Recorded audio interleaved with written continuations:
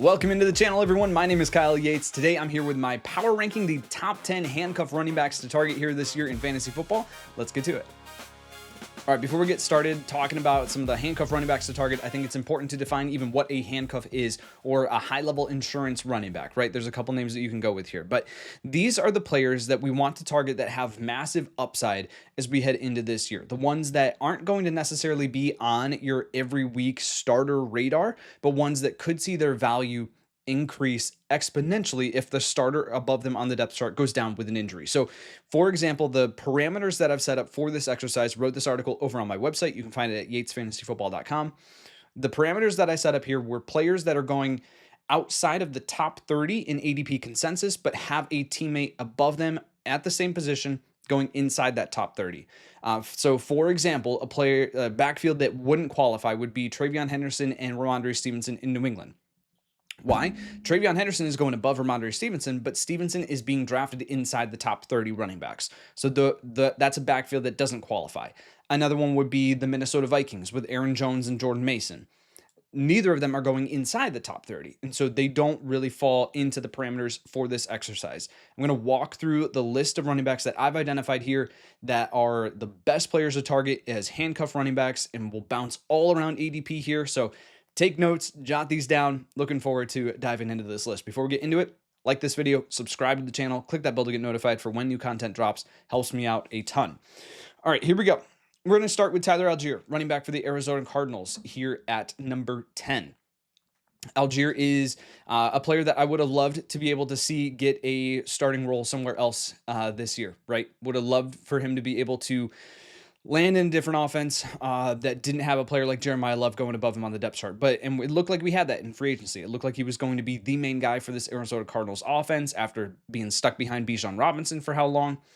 Ultimately, didn't happen here. We get Jeremiah Love drafted with the number 3 overall pick, and Jeremiah Love is going as RB13 off the board in ADP consensus right now. So inside that top 30, Tyler Allgeier outside of that top 30. Right now, I've got him at RB43.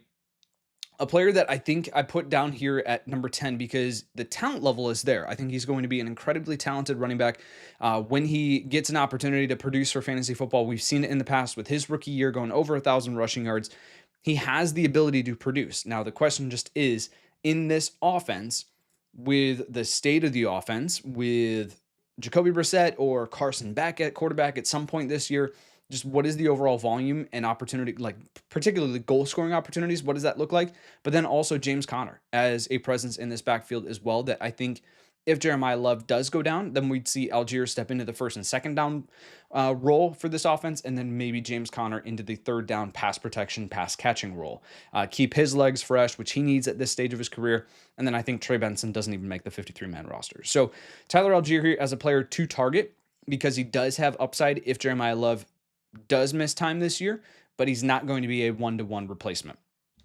Then we'll move on here. We will go to Keaton Mitchell, running back formerly of the Baltimore Ravens, now with the Los Angeles Chargers. Got him at RB49 in my rankings here.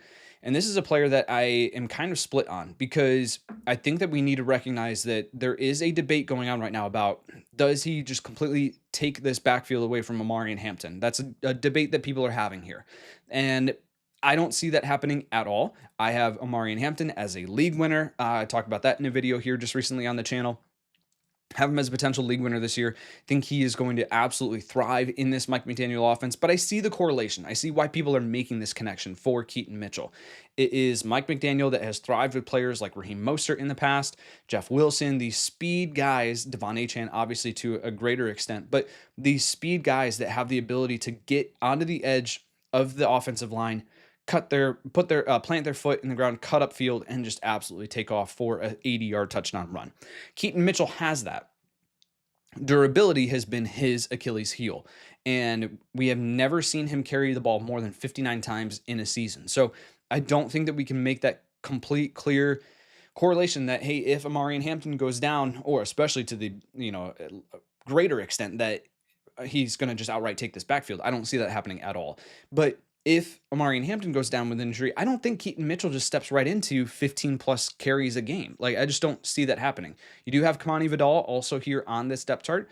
And I think he's going to take some of that work as well and keep Keaton Mitchell fresh. I think Mitchell's going to be a guy that you can roll into your flex in certain plus matchups maybe he handles 6 to 8 carries a game, and one of those could be a 50-yard touchdown run. Like that's sort of the flex upside that we have for Mitchell, but yet at the same time, I've got him at RB49. So I'm not ranking him as that's a guarantee. So he is further down here in the power rankings for these handcuff running backs down at RB9.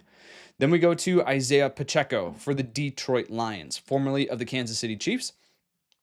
A player that we have seen good things from in the past, but after that leg injury that he suffered at the end of 2023, we just have not seen Isiah Pacheco back to form of what we saw in his rookie season and then sophomore season in Kansas City in particular. He has outproduced his draft stock, right? As a 7th round running back out of Rutgers, he has dramatically outproduced that, but then just wasn't able to generate explosive runs. Not what the Kansas City Chiefs needed. They had the opportunity to go out and upgrade in a massive way with Kenneth Walker, so Isiah Pacheco out the door. Detroit Lions ship off David Montgomery this offseason. He's now a Houston Texan. That leaves an opening and a role here for Isiah Pacheco as the RB2, clearly behind Jahmyr Gibbs, to be a solid contributor from a flex standpoint, like into that range where if you're really in a pinch in bye weeks, you can put him into your lineup. But I think that he holds upside if Jahmyr Gibbs goes down with an injury. And this is a thing to think about when you're drafting Jahmyr Gibbs with the number 1 or number 2 overall pick this year is we have never seen Gibbs handle the type of workload that he is going to handle here this year. And so durability has to be at least in the back of our minds when we're talking about Jahmyr Gibbs. Isiah Pacheco, would he be a league winner? No, I don't think he's going to be a league winner if he steps into the role that Jahmyr Gibbs has, but he's not going to be handling that type of receiving workload that Gibbs does. So, but 15 plus touches a game, I think is very, very, feasible here with Gibbs missing time if that happens. And then Pacheco would be in that top 24 conversation based on the matchup and weekly matchup that he's playing in. So Pacheco here at RB9 or RB8, in the power ranking for the handcuff running backs. I think he's a solid target, not one that I am necessarily going dramatically out of my way to go get, but a player that I do think we have a lesser view on than what he actually has available to him going into 2026. Then we go into the top 7. We will go with Jonathon Brooks here, running back for the Carolina Panthers. He is going behind Chuba Hubbard. Chuba Hubbard just inside that top 30 at the running back position in ADP consensus. In the article that I wrote, I said I wouldn't be shocked if this kind of gets closer and closer as we get closer to the season, where we see that gap between Chuba Hubbard and Jonathon Brooks narrow, and Brooks is actually going to be someone who is going much higher than where he's going currently in drafts and being ranked higher than where I've got him here at RB45. I am very hesitant to rank a player aggressively where he's coming off of 2 very, very bad ACL tears to the exact same knee. So durability, we have not really seen him in the NFL up to this point either. So it's not like we have a proven case study to be like, oh, when this guy plays, he's amazing in the NFL. Now he's got all the athletic tools and traits that we want from a running back as a change of pace player in particular. I think the backfield split between him and Hubbard actually works out pretty well, as Chuba Hubbard being that short yardage guy, the guy who's going to get you exactly what you need to get. Then you let Jonathon Brooks come in and rip off explosive runs. Like, I think that's what he's going to be able to do best. And so a player that I'm very intrigued with this year, but not necessarily to the point where I want to go out of my way to get him on my roster, especially if that ADP climbs over some of these other names that I have a little bit more faith in. So he's a little bit further down the board here in this power ranking exercise, but a player that I am intrigued with nonetheless. Then we go to RB6, and that is Brian Robinson Jr. of the Atlanta Falcons. B-Rob previously with the Washington Commanders, then San Francisco 49ers. And I think he fits really well into this high-level insurance running back conversation. As a starter, I think he's in the lower level of that tier, but into the higher end. So if we're talking about like 32 running backs as far as, the starter rankings and stuff like that, then you go outside of that and now you're into the high level backups. I think B-Rob is like right there in that territory for the high level backups. And so a player that I think could spell Bijan Robinson in the goal line situations, which we have seen with Tyler Allgeier in the past. So a player that I wouldn't be shocked if we get to the end of the year and he has 5 rushing touchdowns. But a player that does hold fantastic upside if Bijan Robinson misses time. Now, he's not going to be Bijan Robinson, but if we're telling me that Bijan misses 2 to 3 games this year, and Brian Robinson is able to step in, I'm probably going to be ranking Brian Robinson as a top 20 play just based on volume alone. And this offense, if Tua Tagovailoa is a starting quarterback or if Michael Penix Jr. takes a step forward, is going to be at least league average. And you do have other playmakers here that can take away the attention, avoid stacking the box. I think he's a solid player. I think he's a solid option here as a handcuff running back, and RB53 off the board for me. That is one that, as I'm looking at it right now, I got to get him higher up in my rankings. Then we go into the top 5. We will go with Tank Bigsby here, running back for the Philadelphia Eagles. I love the talent. I love the player, Tank Bigsby. I think that what Philadelphia got him for last year at the beginning of the season in terms of trade cost and acquisition cost was just an absolute steal. According to my friend Ian Harditz over on Twitter, Bigsby ranks first among all qualified running backs over the past 2 seasons in terms of yards after contact per attempt with 3.8. Additionally, he has an avoided tackles per carry rate of 27.7%, which is second in the NFL among qualified rushers, and he has an explosive rush rate of 10.8% over that time frame as well. This is a very, very good running back that is underrated, highly underrated.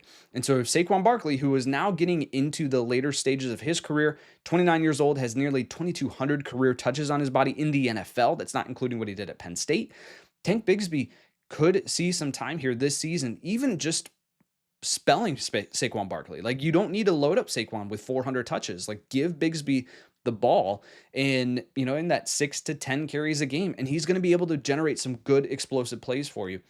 He's one of my favorite targets to go acquire right now in Dynasty at the running back position because he's heading into a contract year. Could see him being a heavily targeted player in free agency next offseason. So Bigsby, you can get him at a discount right now because he is in that backup conversation. He's underrated, all this stuff. I think he is a fantastic target to go after here. Tank Bigsby, running back for the Philadelphia Eagles. All right, then we go into the top 4, and we will go with Ray Davis, running back for the Buffalo Bills, a player that I have been very aggressive on in acquiring in Dynasty over the past 2 to 3 years because eventually he's going to get the starting role. And if he does get the starting role, I think he's going to be dang good at it. And that just has not happened. James Cook has defied the odds and has remained incredibly durable for a player that is smaller at the running back position. He is very smart in the way that he avoids contact and goes down on contact. Like, just very smart player, understands how to avoid injury. But at some point, just statistically speaking, at some point that has to break. And if James Cook does miss time this year, Ray Davis is going to be a player that I'm going to be ranking very aggressively. In this Buffalo Bills offense, he has the ability to rip off explosive runs. He has the ability to win in short yardage situations. He is a receiving back at all 3 levels of the field. Coming out of Kentucky, that was evident on his tape. There's really nothing to dislike about Ray Davis in his film. Yes, you'll have Ty Johnson involved there in this backfield as well, but like, Ray Davis is going to be the main option and main engine for one of the league's best offenses. And I have him ranked slightly above ADP, slightly above expert consensus ranking, and that just year over year continues to fall further and further down the board because we just have avoided the situation where James Cook gets injured. And then every single year we talk about Ray Davis as a handcuff running back, a league-winning running back if Cook misses time, and so people get fatigued by that. And he continues to fall further and further down the board. And this year, I will continue to take Ray Davis in the final rounds of my fantasy drafts everywhere at this draft cost. RB61 off the board for me in rankings. That's higher than ADP. That's higher than expert consensus ranking. And if that continues to climb, if that does climb at all, then I will move him further and further up the board. I'd be fine ranking Ray Davis in the RB40s, but you don't have to do that because of ADP. Then we go into the top 3. Rico Dowdle is a player that is just outside of the top 30 in running back ADP. Jaylen Warren is RB30. So we're kind of right on that border of a player to include in this exercise based on the parameters that I talked about at the early part of it. But Rico Dowdle, a player that I am intrigued with this year going into his first year with Pittsburgh, reuniting with Mike McCarthy as the offensive coach that he had in Dallas.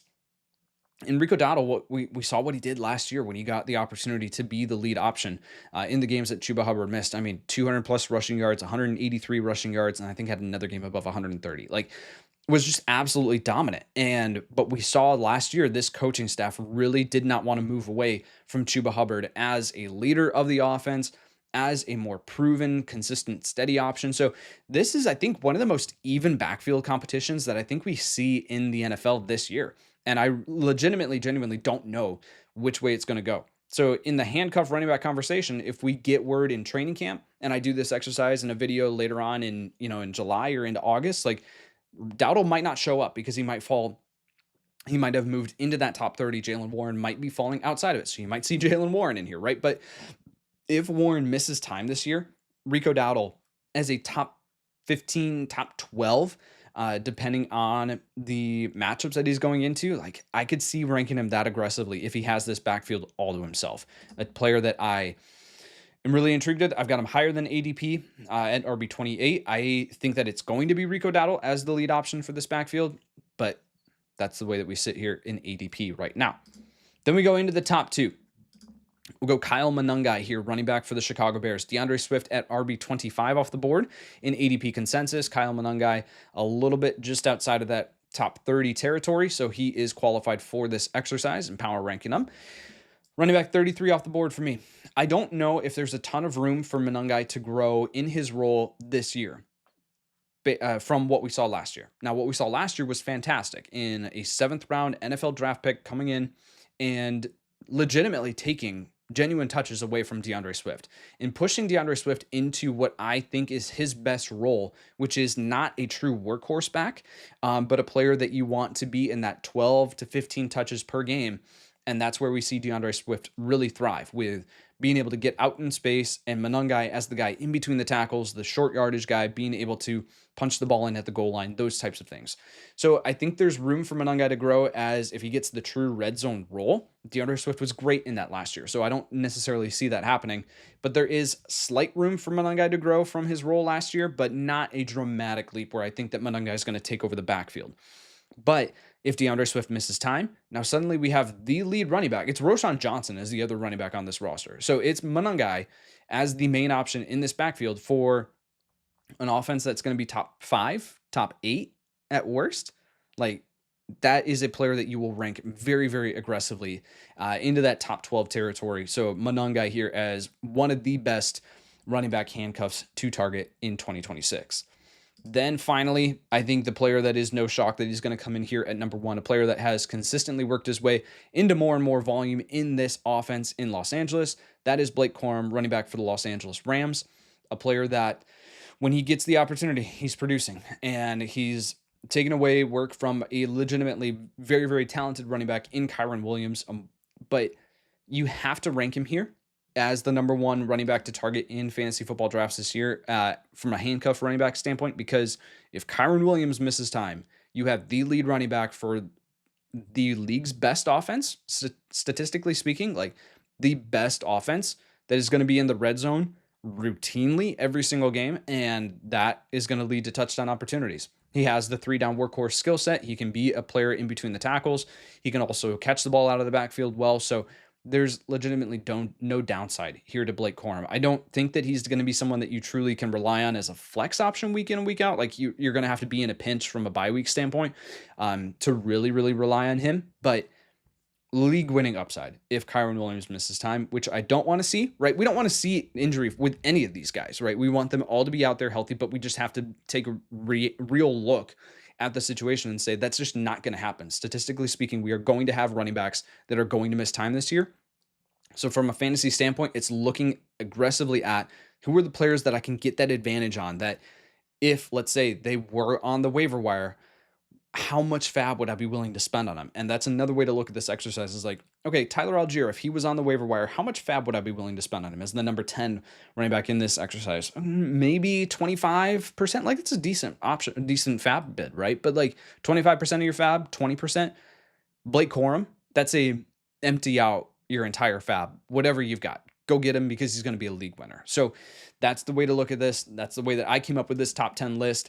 Make sure to go over to my Substack, support the show here. I get a free newsletter for you guys that's hitting your inboxes 3 times a week with the latest fantasy football news. That's going to be so crucial and critical as we move into the season, but then also my content and advice here. So make sure to check that out. The link is here in the YouTube description, and make sure to like this video, subscribe to the channel, click that bell to get notified for when my new content drops. Got a ton more coming your way here as we move into the NFL season, and training camp is just around the corner. So appreciate you guys that are here with me in the end of June in the absolute down season, and you guys are just watching these videos and consuming them.